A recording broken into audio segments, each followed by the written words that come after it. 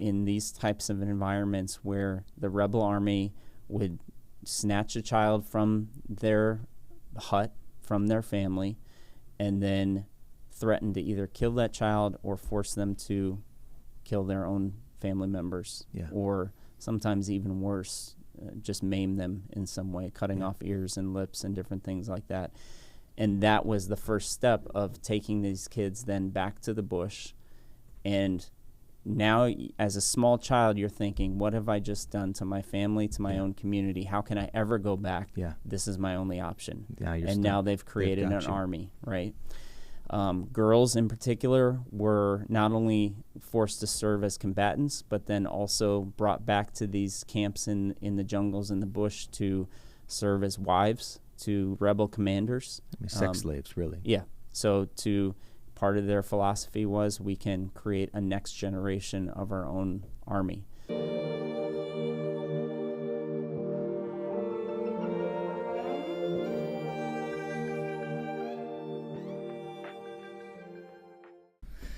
Welcome back to another episode of Kingdom Heirs, where faith meets business, inspiring the kingdom-minded entrepreneur. Today, we've got the great privilege of having my good friend, Nathan Mandsager, who is the CEO of ChildVoice, which is a Christian humanitarian organization or an NGO serving in Uganda, Nigeria, and now in Ukraine, helping in the war-torn conflict areas and rescuing children. So, welcome to the show, Nathan. Thank you, sir. Good to be here. It is. It's great that you're here. I've known you. I think we started back together back in 2001. Is the first time I met you. Yep. Which is in upstate New York, the Calvary Tabernacle. That was the church that I got saved in. My wife and I got baptized there. We got married there, and so you've known us since our beginning. Yeah, I'm a few years older than you. Yeah, but we were. Yeah, it's been amazing and now being here and just reminiscing for the last couple of days of the last 20 plus years it's been fun. Surreal. Yeah. It's been fun. When I met Nathan, I thought Nathan was an old dude. Back then, yeah. You must have been 24. You were the youth. Yep. You were the youth pastor of a growing church. Did extremely well, and you guys must have had 100 plus kids in your youth ministry when we were there. Yep. And I said, man, this guy is so well established. He's married. He's got a son. He's a youth pastor. And I thought you were probably 30, but you're only like a few years older than me. Yeah. You just started early. Yeah. And I've gotten younger as I've grown older. Isn't that great? Yeah. Maybe mentally. Maybe mentally gotten old. Yeah. So one of the things that I've always admired about you is for the past 25 years, you've been in full-time service. Yeah. So you were a pastor for how many years? 12 years or so. 12 years. Local church, yeah. You then served with was it the mission? Yeah. So you served about 10 years with the homeless shelter there in Schenectady, New York. Yep, which is a rough area. Yep. A lot of need. It's the birthplace of GE. That is true. But it was also the place once GE really pulled out, it became kind of a desolate place, unfortunately. Yep. But it's about 3 hours from Manhattan. So it's in the capital region area of New York. Yep. And so you've spent your adult life basically in service to the community in one way or another. And for the past 18 years, your family has taken on a mission to bring hope and healing to children affected by war. Yeah. And that's ChildVoice. And how did that come about? How did that start? Where did that birth from? Yeah, it seems very wild. Yeah. You guys are in upstate New York, and then next thing you know, you guys are on the other side of the world in war-torn areas. Yeah. I mean, it's there's a lot to the story that I won't get into all the details, but needless to say, the Bible's filled with unlikely people used by God to do bigger things than they could have ever imagined. And I think that's the story of our family. It's certainly the testimony of my life is through a series of relationships and connections that my dad had at the time during his career. He worked in nonprofits as well. He had been on the mission field with his parents when they were medical missionaries in Cameroon back in the 50s. But through a connection that he had, a longtime friend, heard about what was happening in northern Uganda back in the early 2000s. There was also a film that came out around that time called Invisible Children, which was formational for us. And I remember watching that movie. Yeah, so we watched that film, connected our local church in upstate New York. My dad was over in New Hampshire where he lived doing private consulting, kind of living a good life after a lot of years in service and nonprofit work. He was probably 50. Yeah, close, a little bit over 50 at that point. And God just punched both of us in the face, I think. And for me, it was my first experience getting to Africa. It was my dad. My dad had been back over the years, but this was for something different. And so we made it. My dad and I made it to Uganda in early 2006 to do an exploratory trip to just understand better what was going on, what the situation was. Relatively dangerous?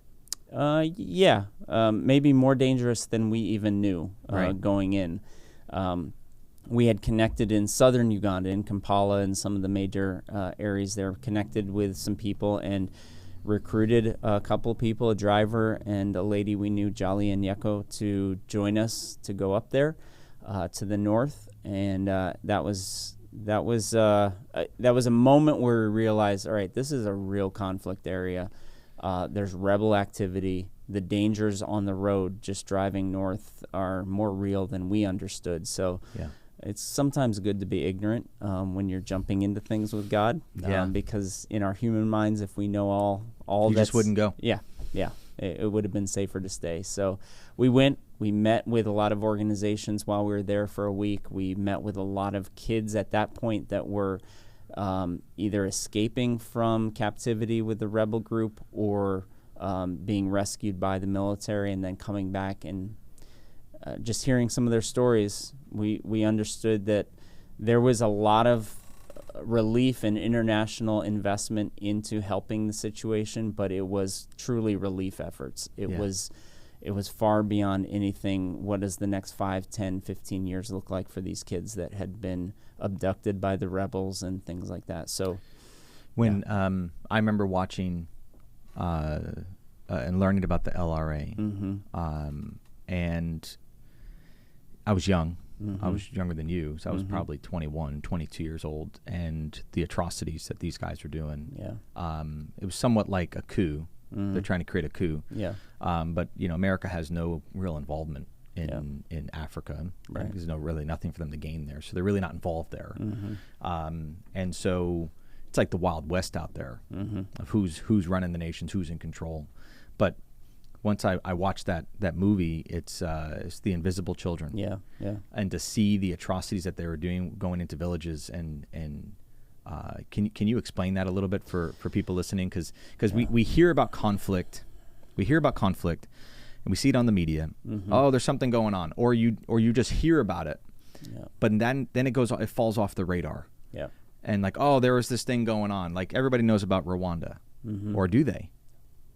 When we were in the moment in the 90s, we heard on the TV. I don't know where they were. They're talking about genocide. I remember watching this as a teenager, and I wasn't saved. I wasn't walking with the Lord, but they were talking about, well, let's talk about the definition of genocide, and whether or not it's really a genocide.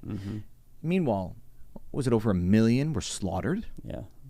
I don't know the exact numbers, but and then it's easy for us in the West to just throw around those kinds of numbers and then we click. And click the channel. I don't want to be detached from that. Right. That's not what I want to talk about. Right. I don't want to hear about that. That's going to interrupt my game. I got football today. That's going to interrupt my really cush life.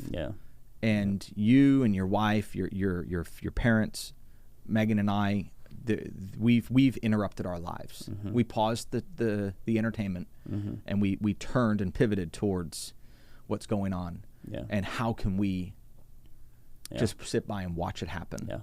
And who are we? Like you said, you opened up. Who are we? We're nobodies. Right. But God, right, in us says, you let's go. Let's get involved. You want to sit on the sidelines? You want to get in the game?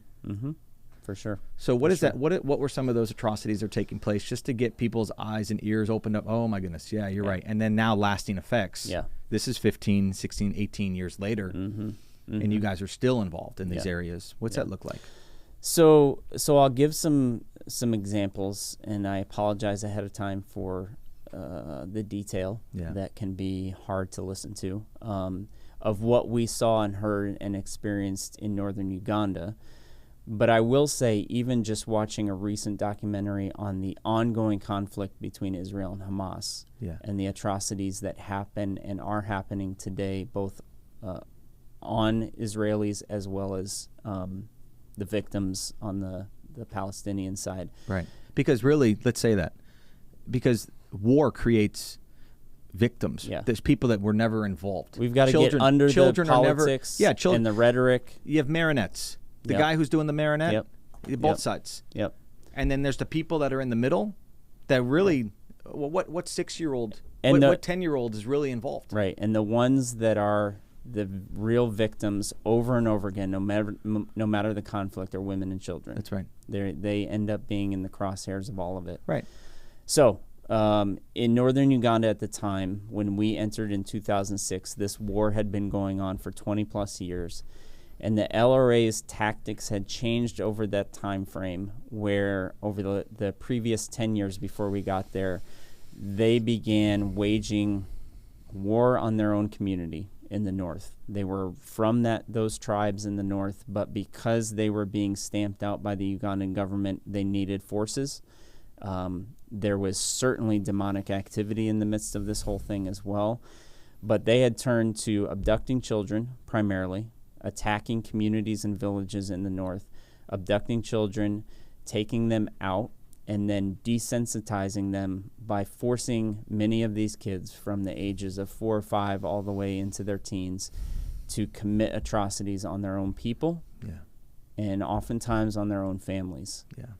And that is one of the tactics of war, especially when it gets beyond, launching drones, which today is obviously something that can be done, and you can be detached somewhat you're not from there the right impact. In front of you. Yeah. But especially in Africa, in these types of environments where the rebel army would snatch a child from their hut, from their family, and then threaten to either kill that child or force them to kill their own family members, or sometimes even worse, just maim them in some way, cutting off ears and lips and different things like that. And that was the first step of taking these kids then back to the bush. And now, as a small child, you're thinking, what have I just done to my family, to my own community? How can I ever go back? This is my only option. And now they've created an army, right? Girls in particular were not only forced to serve as combatants, but then also brought back to these camps in the jungles and the bush to serve as wives to rebel commanders. Sex slaves, really. Yeah. So part of their philosophy was, we can create a next generation of our own army. And so many, as we developed ChildVoice and launched in the early years, we were targeting girls that were coming back from captivity, either rescued by the government or escaped in many cases. They would come back with children, a child at least on their back, and they would have nothing, because they would then also be blocked from their own community, because their children are looked at as rebel children, and they, in some shape or form, probably committed some kind of atrocity, or at least were aligned with the rebel group. We're a part of the group. Yeah. Under force. Correct. Not by choice, by any stretch. Brainwash. Right. Under trauma, inflicting trauma on them, having them cause trauma to other people. Yep. It's very, very demonic. Right. It's very, very dark. Very controlling. Yeah. Yeah. And so then, that was where we saw the greatest need, and maybe an opportunity for us to step in, because, the big UN agencies, World Vision, they were all there, and they had these reintegration centers that were developed for kids coming back from conflict, boys, girls, women. But it was short term. It was relief. It was getting some basic health care, some medicine, some counseling maybe for a few weeks, but then they had to figure it out on their own. And so we saw that there was a need, knowing coming out of some of the experiences that my dad had over the years, and then now eventually that I've had, is that development phase of multiple years on end, where it takes not only for trauma counseling to really take root and work through the trauma that many of these kids face, but then also developing the long-term support and skills and relational resource that they needed. For any of us, we need connection. We need some kind of relational bank to be able to manage well in society, and they needed to develop that and grow that. So that's where ChildVoice was birthed, was saying, all right, we don't know exactly how to do this. We don't know exactly what it might look like, but if we can create an 18 to 24 month program, residential program, where a small group of women can come through, they can get all of that kind of support and all the care that they need, so that we would then step them into what their future would look like, reintegrating back into their communities, and then providing that aftercare support once they're back in their communities, which was critical. Let me ask you this. Is it possible to come back from that? I mean, honestly, people listening right now would be like, there's no way you can come back from that. Yeah. I mean, that's a good place for, if that's like the children from that. Like, is there really a way to be restored after experiencing and being part of killing people, maiming people, brutality of it all? I mean, is there really a way back from that? And have you seen that? And what does that look like? There's moments where I've said, I don't know. And not just my experience in Africa, but even just working in the inner city. Dude, here you were in the US. Trenches and ghettos and hard places. Working with kids that grew up in environments here in the U.S. where there was gangs and drugs and addiction issues and poverty. You Gangbangers, drive-bys, killing people. I mean, you sometimes wonder if it's ever possible. Right. But we have to believe the Bible's true, and Jesus is who he says he is. And he has not only planted in his image bearers, no matter where they come from around the world. You called it image bearer. Yeah. Like, we bear the image of God. Is that what you're saying? As Absolutely. we're made in his image. Yeah. Sometimes it's easy to forget that. Yeah, that's good. So, he plants in us seeds of restoration, seeds of hope, seeds of resilience, especially in kids. That's very true. I will say I think sometimes for me, the glimpses of heaven I've had are seeing that resilience, that kids may have seen some of the most evil things on this planet, and yet they can still, with the right love, support, truth that's built into them, they can come back from it. And I think of, we were talking last night, I think of a trip just back in October I made to Uganda, and got to go out with our post-residential team to visit some former graduates. And in this village way out in the bush, it was quite an adventure getting out there. No roads. Well, there's roads, but I mean, not really roads. They're not really roads. Yeah. I've been on those roads. So we finally get it. We finally find the marketplace in this village that we were supposed to meet these two former graduates, Teddy and Ketty.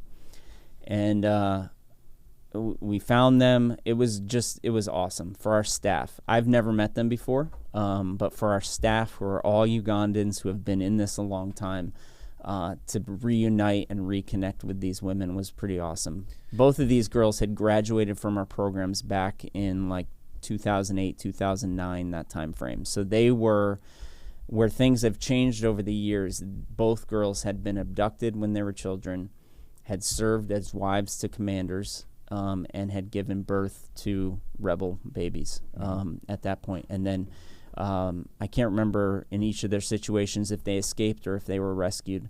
But they came into our programs at a young age, went through our programs, were trained, had all the supports that they needed to really move forward in life. And both women, a few months ago when I saw them, they had their children that they came about through the rebel activity, but then also both of them had been remarried, had new kids of their own. I think each of them had 4 or 5 children in total.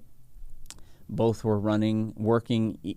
Ketty was working in a tailoring shop for somebody, and Teddy and her husband ran a hair salon and agriculture operations and things like that. And these are some of the skills they learned with ChildVoice, yeah.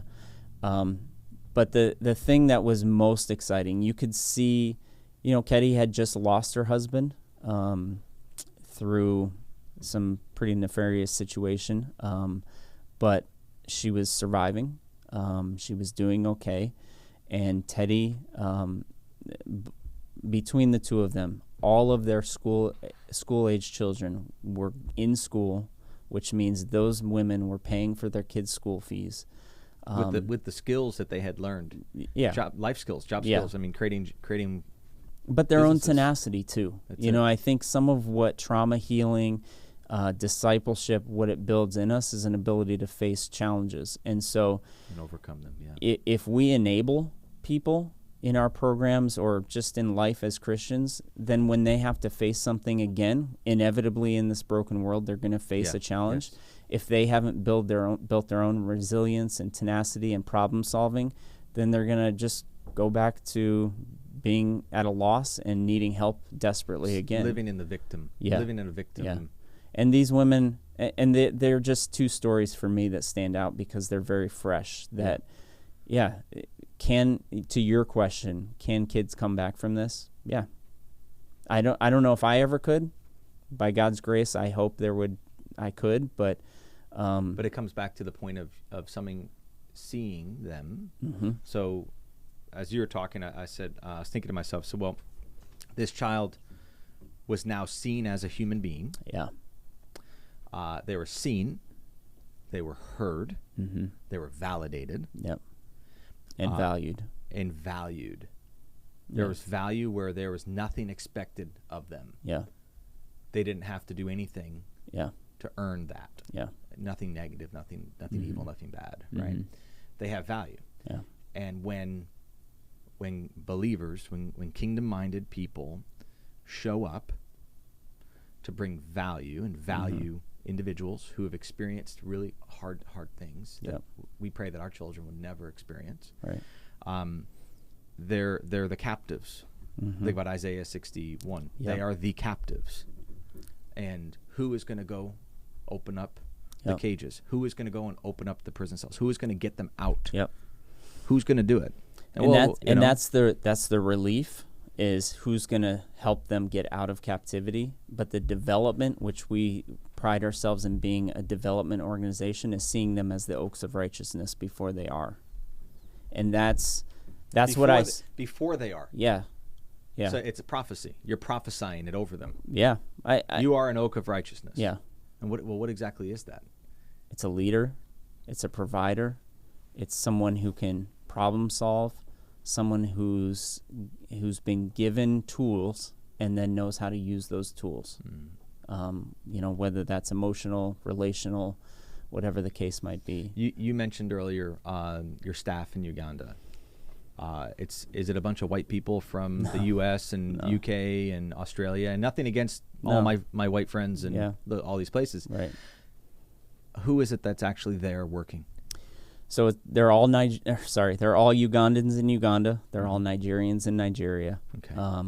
One of the pillars of our organization is that though we had to invest and use a lot of people from the West in the early days to develop and build these programs, the ultimate goal was always it has to be the people that bring the greatest credibility that will have the greatest impact. And as great and as educated as we might be here in the U.S., I don't know what it's like to grow up in a hut. True.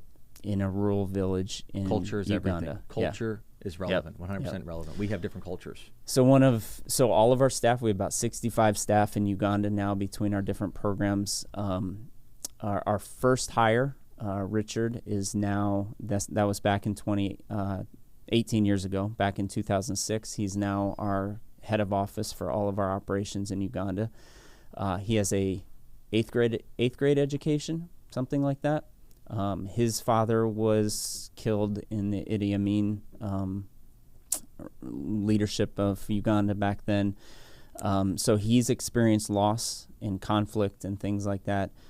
I would say most of our staff, to some degree, whether directly or indirectly through family members, have experienced loss based on different seasons and history of war in that country and in that region. Two things I'm thinking of. One is when you have local people of similar culture, same native tongue, same tribe, and or close tribe relation, being the ones who are, number one, showing love, showing compassion, offering forgiveness and or asking to be forgiven, and bringing the people that were once part of atrocities, not by their own choice. They were forced into it and then stuck in it for years. And they're the ones who are administering the care. There's healing in all of that right there, right? Because like all of us, families of origin, we may have had a strange relationship with our parents and or experienced abuse of some sort, but and then your family of origin could go like this to you, rejection, right? And then at that point, we all walk around feeling rejected because our family of origin rejected us, right? So, and or our community, or our neighborhood, or whatever it may be, the neighbors, right? Like, he's just this or that, or she's just this or that. When your own community come back around you, to hold you, to embrace you, to welcome you in, to show you the love of Christ, is powerful. And that's forgiveness is a key aspect of everything we do. And I'll be honest, it's hard for me in my Western mindset to wrap my head around some of the forgiveness that's been given and received in those contexts. But that's one of the things, I'm not saying that we never want people from the West or the U.S. to go and be a part of what we're doing in these places. It's one of the greatest experiences that any of us would ever have. Right. And it'll change your perspective on everything. But it's how you go into those places. Right. I am not the savior going in there. You're not? No, I'm not. I thought that. I'm just because of my white skin or my education or the resources I might have. It's the connotation that came from many, many years of America. When I love my nation and I stand with Israel. Sure. I think that there's because we mentioned that earlier, but at the same time, we have the idea that Christianity is a Western concept. Is insane. It's not. And that colonialism is still very real. And if we're not careful, all we're going to do is create dependency and enabling rather than empowering and self-sustaining. Right. And at the end of the day, I think for me, what I've learned is one of the keys, and this isn't just for ChildVoice, I believe this is for any Christ-centered believer who wants to and needs to be or feels called to be involved in work in their own city or around the world in different cultures and contexts, is you got to be humble. You've got to be teachable going into these places, saying, I have value to bring. Of course. But at the same time, I have probably a lot more to learn. And, that's where over the years, we've had good retention of our staff in Uganda, and it hasn't been without problems. Yeah, of course. There's been challenges. It's people. There's people just like here. So, but we're in a good place where we have good leadership. And that's when you start to see, I feel in some ways that although nearly 20 years of investment and sacrifice, and to be honest, a lot of what my parents have sacrificed to make this vision happen is just now beginning. Like it's almost like we're ready to launch into a much bigger thing that God has in store, because we know there's more and more kids every year on the front lines of war, displaced by war. And so there's more need than ever before. So we're not satisfied with where we're at, in the sense that, yes, God has done amazing things, and he continues to do amazing things in and through ChildVoice and our staff and the beneficiaries, the girls and their children and the boys that we get to support. But it's just the starting point, I think. Nathan, why should people care? People here, in the States, we're in Texas, you're in New Hampshire, and why should people really care about others and the other? Why should Christians care about what's going on in Africa? Don't we have our own problems happening here in our own town, our own city, our own state? There's some poor people that are experiencing things. Why don't we just go help the homeless? What do you have to say about that? Yeah, do those things. It's what we're called to. But we can't, I think that Jesus' commission and his not only his commission to us as his followers, but his mission that he proclaimed, quoting Isaiah 61 in Luke 4, was to bring light into a dark place. Yeah. And yes, there's darkness in our own communities, Absolutely. In our own homes sometimes, and yet it should ripple out into the uttermost parts of the world. That doesn't mean every person needs to go to Uganda or to Nigeria or to Ukraine, but it does mean we have to have in our view that's part of my vision. It's like our peripheral. It's being able to see all the things that's happening. And I've also seen over the years that that when you're engaged globally, you're oftentimes more effective locally. And so I think that there's a beauty of what God does when we're able to see the fullness of humanity that allows us to love better and serve more effectively with those that we're closest to. So it's not an either or. It needs to be a both and. And for us in the U.S., we just have to fight really hard to not get distracted and lose sight. I'm not saying we need to look at the news in Uganda every day, but we do need to recognize that war and conflict are affecting millions of people right now. And they don't have social systems set up, or government systems set up to go respond. Right. They don't. The church has always been the first responder. The Church of Jesus Christ has always been the first responder. For the past 2,000 years. We went where need was. And one of the things I think that it's really, really important, you mentioned it yesterday while we were when we had met in the group as a group, was your Child Voice ideal supporter is someone who understands the value of sowing and investing in their local community, but also understands the value of sowing in an international community. And I love that. That's something that my family's done for 20 years. And it's really important that we don't just get tunnel visioned on our life. And really, after I got saved, I was 21 years old. Before that, I defined myself as a football player. Like, I love football. I mean, I'd watch all day long. If I could watch ESPN, I'd watch it all day long and then play and enjoy sports and the entertainment of it all, and baseball and basketball, and I would just engulf myself in it because that's what I loved. I love sports, but I found it didn't bring any type of inner healing. It didn't bring any type of like wholeness. It just kind of kept me in a numbed state of where I was at in my life. Christ comes into my life, pulls me out of darkness, brings me into light, and now I'm like, I don't have a desire to watch or read or be a part of any of that anymore. Now I want to be all about the things that God's all about, which is helping people, rescue people, restore people, bring them into the light, get them out of the darkness, set the captives free. And it's not that any of those sports aren't bad. No, of course not. Right? Of course not. Running your business is not bad. No. But as long as those things don't own you, that ultimately Christ owns you, and then all that other, we are a bond slave unto the Messiah, and the servant. Yes. And then all that other stuff should have proper perspective and place in life. Correct. You know what I mean? I do. And I felt like when I was finally in the perspective of, okay, entertainment, and we're talking to business owners and entrepreneurs and people that go out and they build stuff, they make stuff. They make a lot of money in the process by providing good services, but good products. And we have the ability to go out and pretty much, after we've put our time in and we've gotten over those really hard seasons, we've got the ability to pretty much go out and buy anything we want and do whatever we want. And any type of form of entertainment that we would want. And I think, and I know for me personally, that's the check There's got to be that check that says, hold, just because you can doesn't mean you should. Yeah. And if we're going to go drop X amount of dollars on that, are we also sowing money into the kingdom? Right? And I'm talking to kingdom people. Yeah. Right? Yeah. And entertainment is designed to distract us and or numb us from what's really going on in the world. Yep. Which is why I learned that very, very young.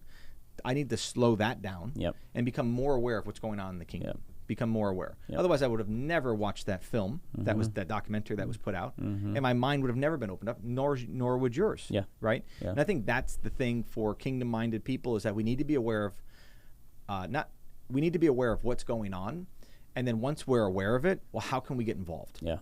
Should we respond? How should we respond? Right. Right. Should we sell everything we've got and go move over there? Well, you know what? If the Holy Spirit's doing it, saying that, do it. If it doesn't work out, it doesn't work out. If it works out for a time, great. But to the point is, are you willing to walk on water? Yeah. Are you willing to step out of the boat? Are you willing to take the risk? Yep. Yep. And I think that's the key thing for what I like about what we're doing with Kingdom Heirs is we want people who are creating resources to sow into their local community, care for their family, care for your family very well, sow into your local community, and invest in the kingdom. And sowing into your local community would be sow into your local church. Right? Yep. Tithes go to local church, and your local church is held responsible for how they meet the needs of the community. But the excess should be going into organizations such as ChildVoice, because in many respects, I may not be out there in Uganda, but you and your group are. Yeah. And so even if it's $10, $100, $1,000, that's on a regular basis, that's huge. Yeah. Because now I'm investing into kingdom work. And when we invest in kingdom work, the Bible says that he who lends to the poor lends to the Lord, and he will repay him. And remember too, and so we take part in the fruit of all of that. Exactly, right? So when we celebrate wins at ChildVoice, we have a very small team in the U.S. that just helps to facilitate resources and structure and different things to our teams in Uganda and Nigeria. When we celebrate those things, it is really looking at the thousands of people and the dozens of churches and businesses that are coming alongside us, because we can't do it without them. We receive no government funding, state, federal, international funding. This has all been a real grassroots movement in a lot of ways. Now, we've got to adjust and we've got to make some changes for the future to meet more needs.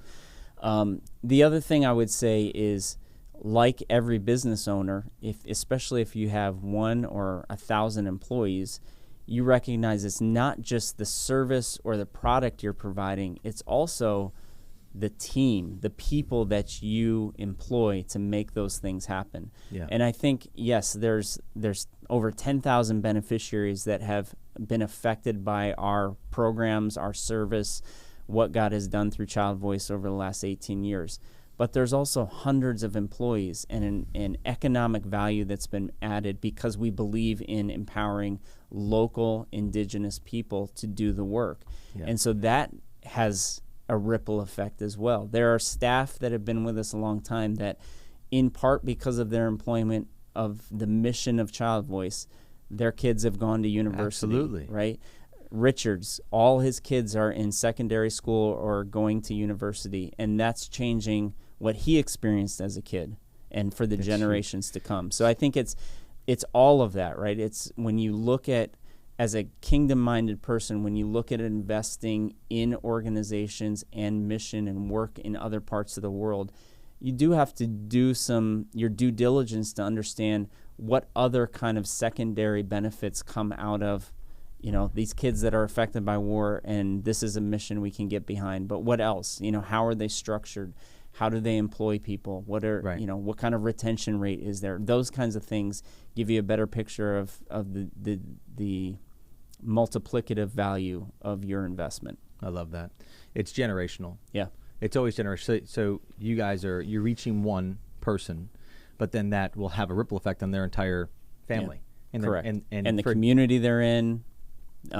Some of our graduates, women, have been trained in tailoring or hair salon. they've then gone on to work for somebody initially and then open their own businesses. And it's really cool when they then go back to new classes of girls that are graduating and hire them into their business, right? Because they feel it, they know it, they understand, and they have a better way to speak to those new employees that they have because they've gone through some of the same experiences. So it's definitely not a handout. You're definitely not just handing out resources and money, and it's just not like you're, oh, here. Yeah. You're really taking someone and you're getting them established, reestablished. They're meeting Christ.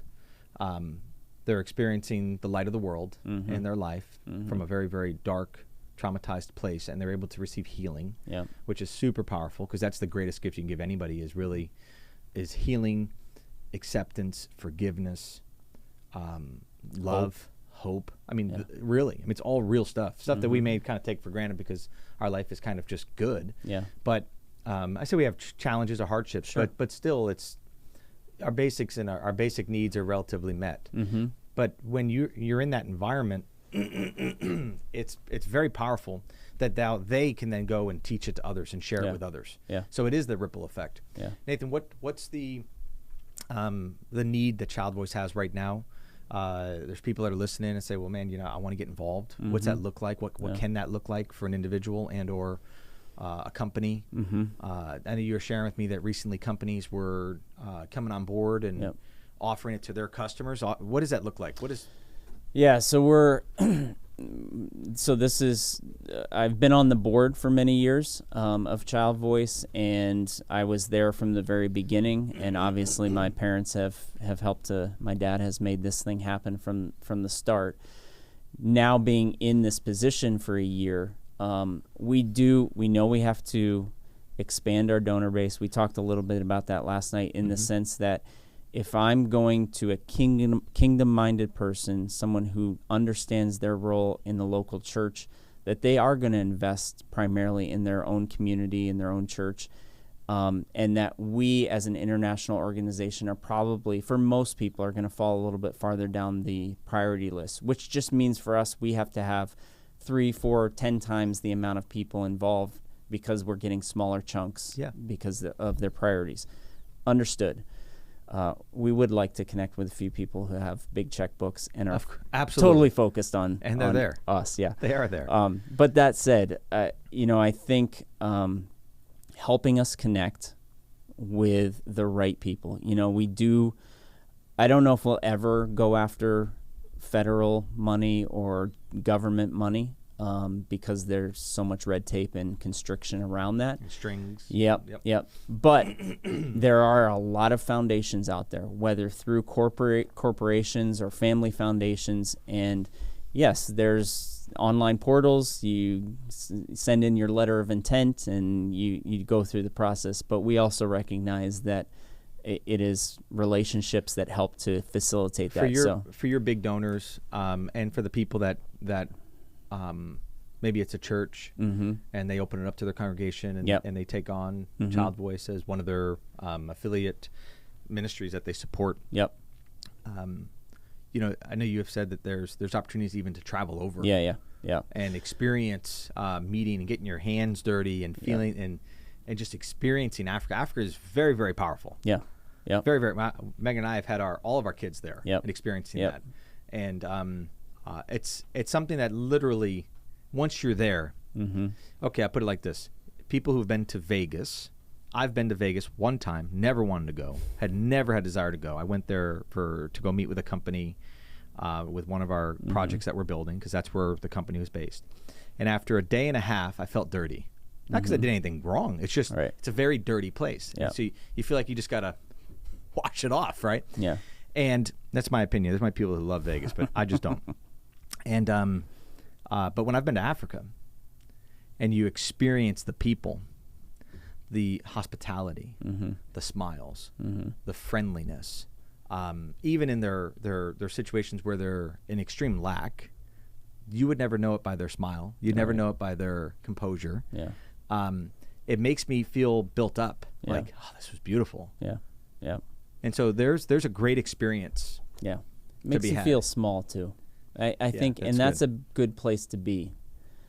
because it allows you to learn and grow and say, all right, I may feel small in this moment, but there's a reason God's connected me, and I got to do something. I got to be involved in some way. We've been equipped. Yeah. So, I think to your question, we have good partnerships with churches where they take us on as mission partners, and some churches work with us to send teams over, and we just had a team from a church in New Hampshire, and then one earlier last year from Iowa that went over, and just they go to maybe bring some things to share some of their experiences and teach and things like that. But ultimately, our driving goal is to get these teams there so that they can firstly learn. Because when you can, we had a staff meeting 2 weeks ago. A day of prayer and fasting. So we had all of our staff and our board members together, and that includes our beneficiaries at our Lukome Center in Uganda. So all these girls that have been at the center for just over a year now. And so each team takes a portion of the time to lead in prayer and some scripture reading and worship and that kind of thing.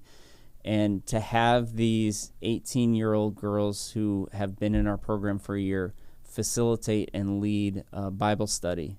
Yeah, it's powerful. It just reminds you that, man, this is cool, number one. And number two, I get to learn from somebody. You know what I mean? And so when we have teams travel over, or we even just have Zoom calls like that where we can connect some of our beneficiaries and staff with key stakeholders and partners here in the U.S., it's just we love partners that are not coming in to fix everything and solve every problem. Yeah. There may be moments where that expertise is needed, but I think when we have partners that come alongside and say, we want to experience more of God's kingdom here on earth, because these are people we're going to be standing at the throne room together with for all of eternity. Yeah. So it'd be really cool if we got to meet them ahead of time. That's powerful. You know what I mean? I love that. I love that. Nate, how can people reach out? How can they connect with ChildVoice? Yeah. So certainly reach out to me. You can also just go through our website, info@childvoice.org. And we would love to talk. We're constantly looking for more and more church partners around the U.S. and around the world that want to come alongside us. There's obviously easy ways to give and to come on as monthly partners, one-time donors. But I think for me, going into this next year, we need connections. We need connectors, people that have relationships or have networks. We sat in your living room last night and just talked about the mission with a few people. And I think that has the ability to multiply and spread as well. So that kind of thing. One of our new board members works for a large law firm in the U.S., and he's got me scheduled to go and meet with 100 of his partners and just talk about what we're doing. So those kinds of things are really helpful. Yeah. Obviously, if you have good leads on who might be interested, because unfortunately, not everybody has our kind of work in their view, right? And so if you know people that have some kind of connection to Africa or Ukraine or any of these conflict areas, we would love to talk.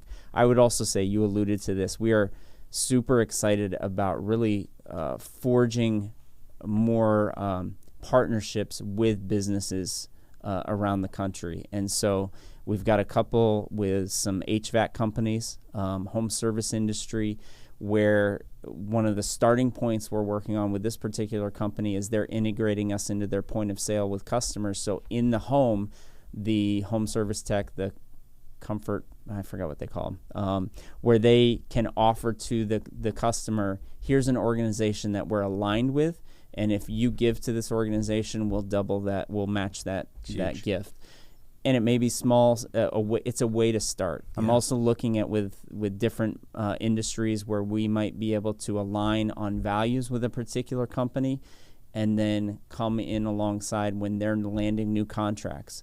That part of the value add that they bring to that potential customer or relationship is percentage goes to ChildVoice. Yeah. So it's supporting that these companies, these corporations are supporting humanitarian organization that's doing good, and it's has a big impact, and it's planful and intentional, and it's mutually beneficial, because we do believe we can bring value to an organization, whether it's through employee engagement, whether it's working with customers, but where we're not just on the other side. We're not just a recipient of charity. Come on, yeah. We do have something to bring to the table, and part of it is the exchange of resources, but it's also the exchange of heart, soul, it's expertise. Perspective. It gives the global perspective again, instead of us just being locked in our own tunnel. Peripheral. Kingdom is all peripheral. It's all around you. The kingdom of God is all around you. And being aware of that is really, really important for people who are kingdom minded. Be mindful of your local community, but be mindful of the greater community around the world. Yeah, that's good. And I heard I was at this home service industry conference last week, and there was a number of business owners from the stage who had experienced great success in their wherever they were around the country, whether it was a plumbing or roofing or HVAC or whatever. But I heard a number of times that the wealth and the profits that they've earned in their company and how they've grown their company has changed their family's future. Which is awesome. Now, if we can come alongside that particular company, and not only are they and their employees changing the futures for their families, but what about multiplying that out around the world and changing the future for others? Yeah, exactly. I think that I know that wealth is earned through hard work and determination and goal setting and a lot of sleepless nights and a lot of just suffering through going broke and going bankrupt and then getting back up and trying it again, and a whole lot of grace and mercy. A lot of grace and mercy that's shown, and there's a lot of failure that comes with a lot of great success. And the key thing that we have found is it's so important that all of that success doesn't remain. It wasn't for you. It wasn't only for you and your family. It was not just for your immediate self. That success from a kingdom perspective, because teaching kingdom mind versus just being a Christian is very different.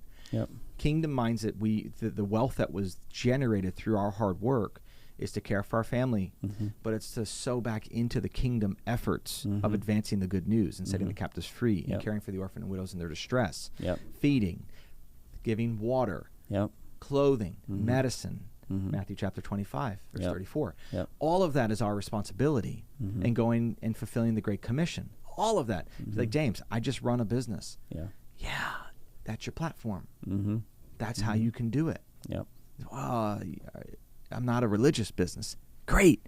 Even better. You'll have a greater impact. You'll have a greater impact. And so ChildVoice is one of those organizations that is prime for support because you guys are genuine. You're doing a real work that's generational impact, and it's proven. It has generational impact now because you've been doing it for so long, because you've been faithful at it, and your father and your mother, your family's been faithful at it. And my prayer, my hope is that Kingdom Heirs will be able to connect, because we are a connector. This is my goal of Kingdom Heirs. I believe the Lord's goal is to connect successful business people with organizations such as yours so that the kingdom of God can advance. That's why we're here. Why else should we be doing this? Right? And I think there's but one connection away from having a check written. And what a check written to someone such as ChildVoice can do is it literally can give the gift of time. Because if you had another $1 million today, right now, here's a check for $1 million, that would probably speed things up. And a lot more people could be reached. And a lot more resources could be developed. Well, and time could be. And business owners feel this too. You go through that startup season when you're barely surviving, maybe not surviving. That's right. You're just making it work in the negative until you get there. Until we get above it. And I think ChildVoice has certainly experienced that over the years in a lot of ways. But we know $1 million check could not just help us survive. It allows us we're at a stage where we can use those kinds of resources to plan and strategize to multiply that for the years to come. That's right. You know what I mean? And we don't have a lot of money. We've never been a huge organization, but I think we've been able to stretch our pennies and our dollars very far. Yeah.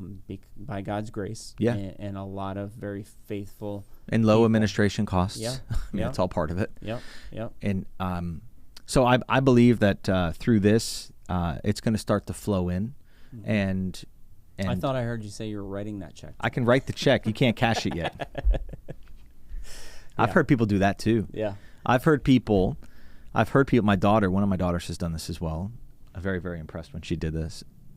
She said, "Dad, I wrote out a check. It's an offering check, with many zeros, and I pinned it to my board." This is my 19-year-old, 20-year-old daughter, and she pinned it to her board in her room and said, "When I close that deal of X value, that check is going to be deposited, or that check is going to be given to the group that I want to give it to." And I looked, I said, laying it down ahead of time. I said, "That's awesome." Yep. That was a major challenge to me. Yeah. If my 20-year-old who has faith, who's got faith like that, that Dad, I'm going to write out a check with many zeros because I want to sow it into this, and I'm believing that I'm going to receive that contract. Yep. She received the contract. She didn't change her mind. She didn't renege on it. She didn't rip the check up. Yeah. And now you look at it and she's got even more deals that are coming. So many people have this mindset, a Christian mindset is it can be tricky. So, well, if I give, because it's tied to worldly kind of thought process, and we got to break that mold of, well, if I give, I won't have. No. The kingdom mind says if you give, you'll receive more. Yeah. And it may not be more in dollars, right? But, we've seen that too. Jesus never guaranteed that what we received more of would be cash. But if he did, here, let me put it like this. If he knows that you are a faithful investor with the talents he's given you, apparently he gives more talents. He gives more talents. Yeah. And so I believe people that are faithful with the talents that they receive after they've paid their bills, they've cared for their family, they've sowed in a local church, there's still a lot of cash left over. What are you doing with those talents? Right. And when you use those talents for kingdom business, he says, you're a faithful one. Yeah. Let me bring more to you so you can continue to do all of those things. Yeah. And if you can remain this good cycle, you're like, oh my goodness, this is amazing. Yeah. Yeah. And so that's a challenge to those who are listening today to do that, to test it out, try it out. It could be with your organization, it could be with another. Yeah. But the point is just get involved. Start getting involved. Get off the bench. Yeah. Put me in, coach. Yeah. Here I am. Yeah.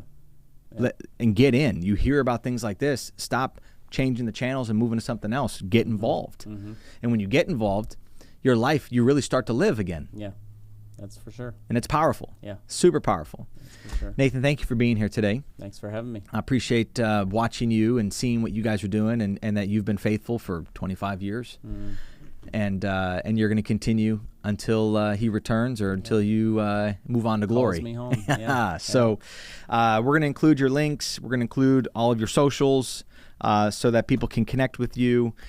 Hey, guys, if you liked what you heard, like, subscribe, and ring the bell. If you don't do that, it doesn't grow us with our channel. So also comment down below. Let us know what you liked and what's inspired you or what's challenged you. If you don't agree with something we said, I want to hear that. Bring it on. I want to hear what you don't like, because I'm not scared of it, quite frankly. So thank you again. We love you guys. God bless you, and we'll see you next time.